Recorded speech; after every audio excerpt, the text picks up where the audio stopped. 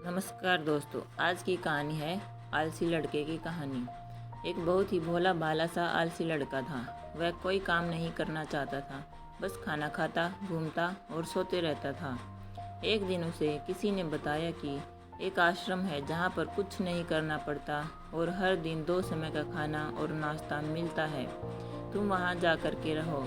उस आलसी लड़के ने सोचा कि ये तो बहुत ही बढ़िया है और वह उस आश्रम में जाकर रहने को सोचा और फिर वह भोला भाला आलसी लड़का अपना सारा सांसारिक जीवन छोड़कर उस आश्रम में जाकर रहने लगा।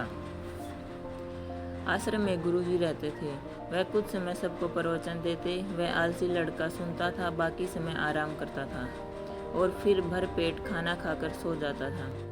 ऐसे ही उस लड़के के दिन गुजरते गए। एक दिन उस आश्रम में कुछ भी नहीं बना। नाश्ते के समय नाश्ता नहीं मिला। उसने सोचा, नाश्ता नहीं मिला, भोजन तो मिलेगा। अब भोजन के समय भी उसे भोजन नहीं मिला। लड़का दौड़ करके गुरुजी के पास गया और उसने पूछा कि आज भोजन क्यों नहीं बना। गुरुजी ने कहा कि बेटा, आज एकादशी है और जितने भी आश्रम के सदस्य हैं उनका उपवास है और तुम्हारा भी उपवास है। आज भोजन नहीं बनेगा। वह लड़का आलसी था और उसे भूख भी बहुत लगती थी। उसने गुरुजी से बोला कि मैं उपवास नहीं रहूँगा, मुझे भूख लगी है, मैं खाना खाऊंगा। गुरुजी ने बोला ठीक है, जाओ भंडारे में से सामान ले कर के आओ और आश्रम में नहीं बाहर ले जा कर के बना लो। लेकिन याद रखना, भोजन बनाने के बाद सबसे पहला भोग भगवान को लगाना और फिर तुम प्रसाद पाना। वह लड़का बोला ठीक है और फिर अनाज लेकर नदी की ओर पहुंचा। भोजन पकाने लगा, तैयार हुआ। उसके बाद कहने लगा कि भगवान श्री राम आइए, पधारिए, भोग लगाइए। अब जब उसे लगा कि भगवान तो आ नहीं रहे हैं तो फिर कहने लगा कि मुझे मालूम है आपको तो अच्छा खाने की आदत है, मैं बना नहीं पाया और मुझे अच्छा भोजन बनाना भी नहीं आता, लेकिन जो भी रूखा सूखा बना है आकर खा लीजिए। भगवान श्री राम उसकी सरलता पर बहुत ही प्रसन्न हुए और उस लड़के को दर्शन दे दिए। उसने देखा कि भगवान श्री राम आए हुए हैं और उनके साथ में माता सीता भी आई हुई हैं। लेकिन लड़के ने सिर्फ 2 लोगों के लिए ही भोजन बनाया था, एक अपने लिए, दूसरा भगवान के लिए। और अब क्योंकि भगवान के साथ माता सीता भी आई हुई थी तो उसने उस भोजन को माता सीता और भगवान के सामने ग्रहण करने के लिए रख दिया। भगवान श्री राम और माता सीता ने भोजन किया और उसके बाद जब वह जाने लगे तो यह भोला सा आलसी सा लड़का बोला कि प्रभु आप आए, दर्शन दे, बहुत अच्छा लगा। मुझे खाने को कुछ नहीं मिला, लेकिन कोई बात नहीं। लेकिन आपसे एक विनती है कि अगली बार जब आप आएंगे तो कितने लोग आएंगे ये बता दीजिए, ताकि मैं उतने लोगों के लिए भोजन बनाकर रखा रहूं। भगवान श्री राम मन ही मन मुस्कुराए और फिर अंतर्ध्यान हो गए। लड़का आश्रम गया, दिन बीतते गए और फिर एकादशी का दिन आया। इस बार उसने 3-4 लोगों के लिए अनाज लेकर के खाना बनाने के लिए नदी के किनारे पहुंचा और उसने बड़ी प्रसन्नता से भोजन बनाया और इंतजार करने लगा कि प्रभु आइए और भोग लगाइए। इस बार लड़का देखता है कि भगवान श्री राम पूरा दरबार लेकर के आए हैं, जैसे माता सीता, लक्ष्मण, भरत, हनुमान जी और सभी लोग आए हैं। लड़के ने 3-4 लोगों का भोजन बनाया था और इस बार भी भोजन कम पड़ गया।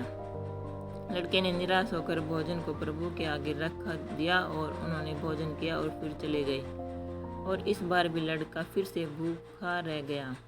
अब लड़का फिर आश्रम गया। दिन बीतते गए और फिर एकादशी का दिन आया और इस बार गुरुजी से कहने लगा कि गुरुजी, मुझे इस बार थोड़ा ज़्यादा अनाज चाहिए। गुरुजी सोचने लगे कि इतना सारा अनाज का करता क्या है, कहीं इसे बेचता तो नहीं है। फिर उन्होंने कहा कि ठीक है, भूख से परेशान रहता है। लड़के ने कहा कि नहीं गुरुजी, मैं भूख से परेशान नहीं हूँ, प्रभु के साथ बहुत लोग आते हैं, उनको भी तो भोजन कराना पड़ता है। गुरुजी को लगा कि लड़का पागल हो गया है, लेकिन गुरुजी ने सोचा कि चलो एक बार चल कर देखते हैं कि लड़का इस अनाज का करता क्या है। वह भोला सा लड़का अनाज लेकर के नदी के किनारे पहुंचा और इस बार भोजन बनाया नहीं। उसने सोचा कि प्रभु हर बार ज़्यादा लोगों को लेकर के आते हैं और इस बार वह जितने भी आएंगे खुद बना करके भोग लगा लेंगे। और फिर प्रेम से प्रभु को बुलाने लगा। गुरुजी ये सब छुप कर देख रहे थे कि भोजन तो बनाया नहीं और प्रभु को बुला रहा है। लेकिन लड़के ने देखा कि इस बार प्रभु के साथ बहुत से लोग आए हैं तो उसने प्रभु के सामने हाथ जोड़ करके कहा कि प्रभु माफ़ करना, आप बहुत सारे लोग आते हो, मुझे संख्या पता नहीं होती और मेरी हिम्मत भी नहीं होती कि इतने सारे लोगों के लिए भोजन बनाऊं। आप स्वयं आइए, बनाइए, खाइए और भोग लगाइए।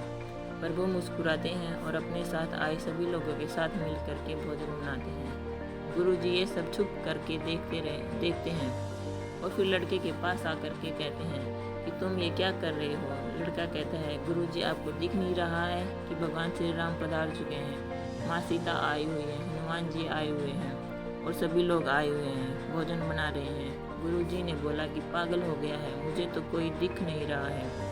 लड़का गुस्सा हो गया और बोला, प्रभु आप ये क्या कर रहे हो, एक तो मुझे भूखा रखा है और गुरुजी को दर्शन नहीं दे रहे हो, जो मुझे पागल समझ रहे हैं। कृपा करके गुरुजी को दिख जाओ। भगवान बोले, नहीं, मैं इन्हें नहीं दिख सकता। लड़का बोला, क्यों नहीं दिख सकते, मेरे गुरुजी तो बहुत महान हैं, बहुत बड़े ज्ञानी और ज्ञाता हैं। भगवान बोले, हाँ ज्ञानी और ज्ञाता होंगे, लेकिन तुम्हारी तरह सरल नहीं है। जो सरलता तुम में है वो तुम्हारे गुरुजी में नहीं है। लड़के ने ये बात गुरुजी से कह दी और भगवान श्री राम कह रहे हैं कि आप में सरलता नहीं है, आप मेरी तरह सरल नहीं हैं, इसलिए आपको नहीं दिख सकते। गुरुजी की आंखें नम हो गई और रोने लगे और बोले कि बिल्कुल सही कहा, मेरे अंदर तुम्हारे जितना सरलता नहीं है, और फिर माफ़ी मांगने लगे। फिर भगवान ने गुरुजी को भी दर्शन दिए। ये कहानी हमें सिखाती है कि जीवन में सरलता सबसे आवश्यक है। जितने सरल बने रहोगे उतना जीवन में आगे बढ़ते जाओगे। जब आप सरल होते हैं तो आप खुद भी मुस्कुराते हैं और दूसरों को भी मुस्कुराने की वजह देते हैं। दोस्तों, आशा करती हूँ कि कहानी और वीडियो आपको पसंद आई होगी। अगर आपको वीडियो पसंद आया है तो वीडियो को लाइक, कमेंट एंड शेयर करना और चैनल को सब्सक्राइब ज़रूर करना। Thank you for watching.